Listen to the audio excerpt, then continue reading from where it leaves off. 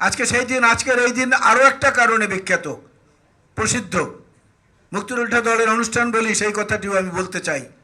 বীরশ্রেষ্ঠ মহিউদ্দিন জাহাঙ্গীর, ক্যাপ্টেন মহিউদ্দিন জাহাঙ্গীর, আজকের এই দিনে তিনি চাঁপাইনবাবগঞ্জের সোনা মসজিদের এখানে নিহত হয়েছিলেন পাকিস্তানি বাহিনীর সঙ্গে সম্মুখ সমরে। এবং তিনি মৃত্যুর আগে ইরাদা করেছিলেন, বলে গিয়েছিলেন যে আমাকে যেন সোনা মসজিদের পাশে দাফন করা হয়। অথচ তার বাড়ি বরিশালের বাবুগঞ্জে, আমি এক সময় যেখানে সংসদ সদস্য ছিলাম।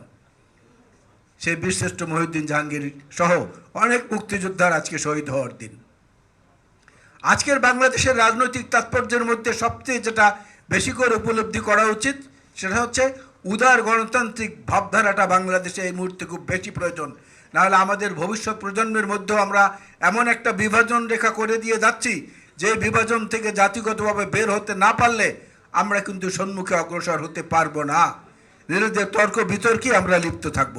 এবং সেই বাংলাদেশে, এই উপমহাদেশে, এই এশিয়ায় সবচেয়ে লিবারেল ডেমোক্রেটিক পার্টি অর্থাৎ উদার রাজনৈতিক গণতান্ত্রিক দল হচ্ছে বিএনপি।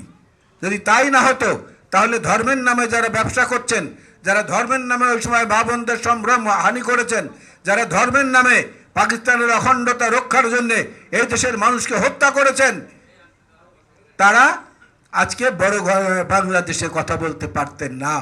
কারণ 1971-এ 16ই ডিসেম্বরের আত্মসমর্পণের দলিলের মধ্যে তাদেরকেও উল্লেখ করা হয়েছে, তারা সহ আত্মসমর্পণ করেছেন। তা যারা আত্মসমর্পণ করে তারা তো অপরাধী, অপরাধীদের তো সানবিট সব দিবে সামাল। সানবিট ম্যাজিক প্রেস, ডিশওয়াশিং এর মাথা ঘোরানো সলিউশন। রাজনৈতিক দল করার অধিকার থাকে না। যেভাবেই হোক তারা রাজনৈতিক অধিকার পেয়েছে, সে অধিকারের অপব্যবহার হচ্ছে।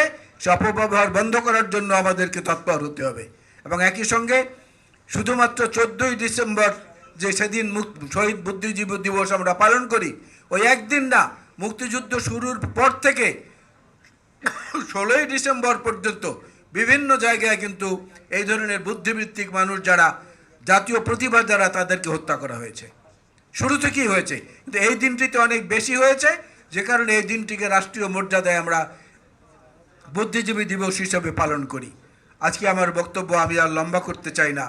প্রিয় ভাইয়েরা, বোনেরা এবং এই প্রজন্মের যারা মুক্তিযুদ্ধের প্রজন্ম, মুক্তিযুদ্ধের মূল যে ভাবধারা, মূল যে গাম্ভীর্য, মূল যে আদর্শ, সেটা ছিল আমাদের সার্বভৌমত্ব।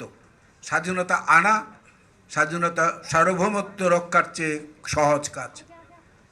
স্বাধীনতা আনা সার্বভৌমত্ব রক্ষার চেয়ে সহজ কাজ। সহজ কাজটি আপনারা মুক্তিযোদ্ধারা সফল করেছেন, আপনাদের প্রতি স্যালুট। জাতি যতদিন বেঁচে থাকবে আপনাদেরকে সম্মানের সঙ্গে, শ্রদ্ধার সঙ্গে আপনাদেরকে স্মরণ করবে, সালাম করবে। কিন্তু সার্বভৌমত্ব রক্ষার জন্য আপনাদের পাশাপাশি এই প্রজন্মকেও শক্তিশালী হয়ে দাঁড়াতে হবে। উদার গণতান্ত্রিক রাজনৈতিক পরিবেশ সৃষ্টি করতে হবে। আজকে আইনশৃঙ্খলা পরিস্থিতির যে অবনতির চেষ্টা চলছে, বিভিন্ন জায়গায় যে ধরনের কর্মকাণ্ড চলছে, চট্টগ্রামে এরশাদুল্লাহ, ঢাকায় ওসমান হাদি, বিভিন্ন জায়গায় এ ধরনের ঘটনা ঘটানোর চেষ্টা যারা করছেন, তাদেরকে চিহ্নিত করতে হবে। তাদেরকে চিহ্নিত করে আরেকটা প্রতিরোধ যুদ্ধ তৈরি করতে হবে।